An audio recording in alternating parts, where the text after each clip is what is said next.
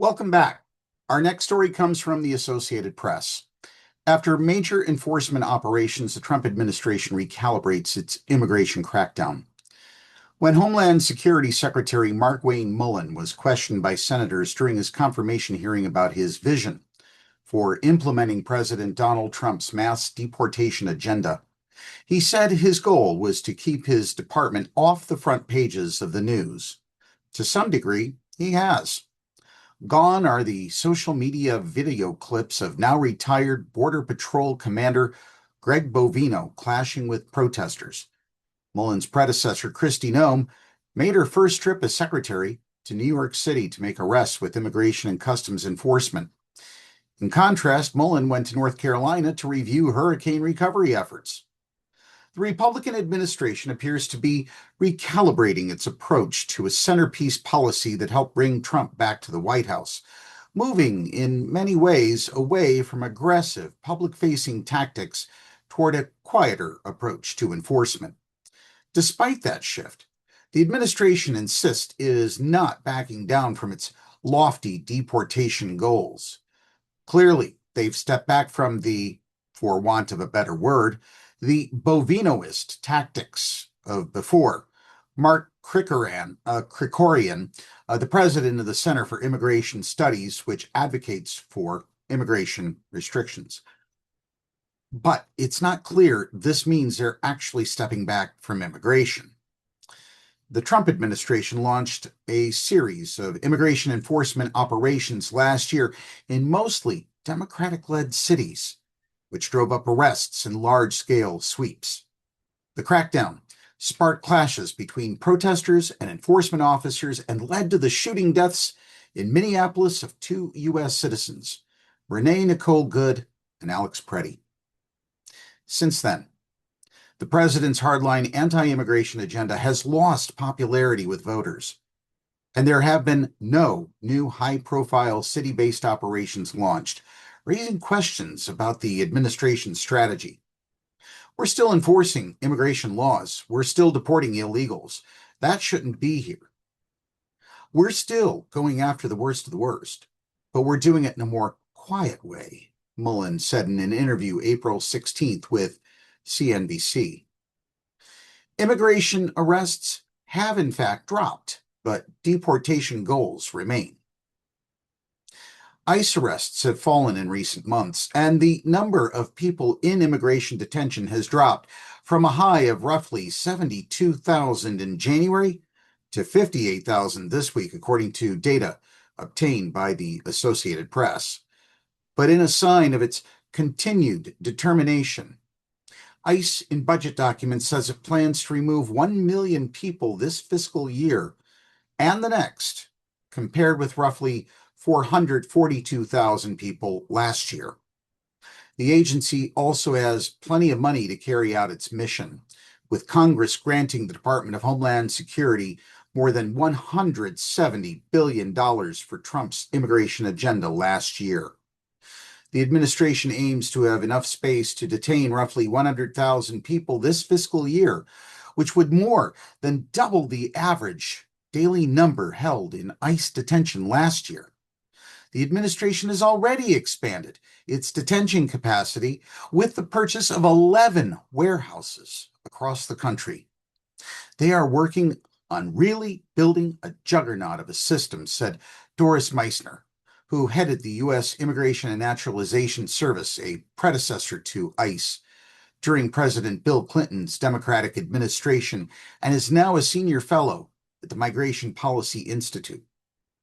White House spokesperson Abigail Jackson said there's been no change to Trump's strategy. President Trump's highest priority has always been the deportation of illegal alien criminals who endanger American communities, Jackson said. ICE did not respond to repeated requests for comment. What's happening instead? Stripping away legal protections to ramp up deportations. Advocates for immigrants are bracing for the Trump administration to turn its attention more intently to stripping away protections for migrants with temporary legal status to remain in the United States while their cases are being adjudicated. In one example of this, the number of green cards approved by U.S. Citizenship and Immigration Services dropped by half over the course of a year under the Trump administration, according to an analysis by the Cato Institute, which supports immigration into the U.S. humanitarian visas for refugees or people who qualified for asylum saw the biggest declines. USCIS spokesman Zach Collar said the drop was due to increased vetting of applicants by the administration. The Trump administration has also pushed to strip temporary protected status from hundreds of thousands of people, with a key case weighing whether it's overstepped its power to do so being heard at the Supreme Court this week.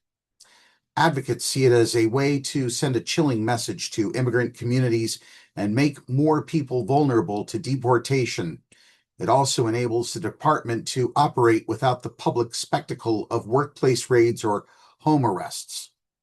ICE has also focused over the past year on creating agreements with jurisdictions around the country that allow local and state law enforcement to carry out an expanding array of immigration enforcement tasks, ranging from checking the immigration status of people in their jails to incorporating immigration checks during routine traffic stops.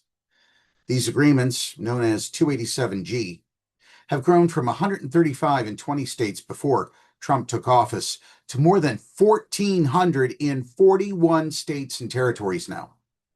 Some states, most noticeably Florida and Texas, have mandated various forms of cooperation between local law enforcement and ICE.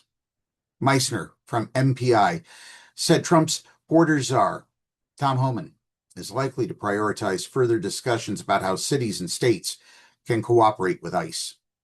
At the end of the day, some of this may very well succeed in increasing the numbers, Meissner said.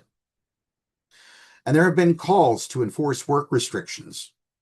Conservatives who want more deportation say the only way to truly crack down on illegal immigration is to make it so difficult for the migrants to work that they'll leave on their own.